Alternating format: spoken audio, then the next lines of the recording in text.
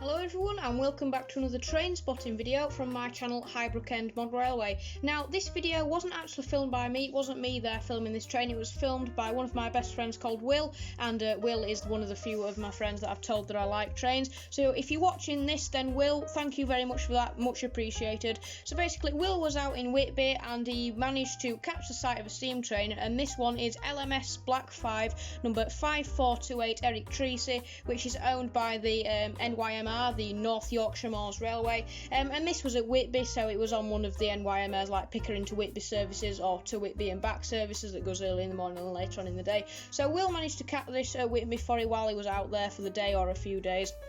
And he thought, you know what, I'll film this for George and maybe I can put it in a video. So I have used it in a video, so thank you very much for filming this for me, Will. This is LMS Black 5 number 5428 Eric Treacy at Whitby, departing from Whitby. So thank you for that, Will. Let's roll the video.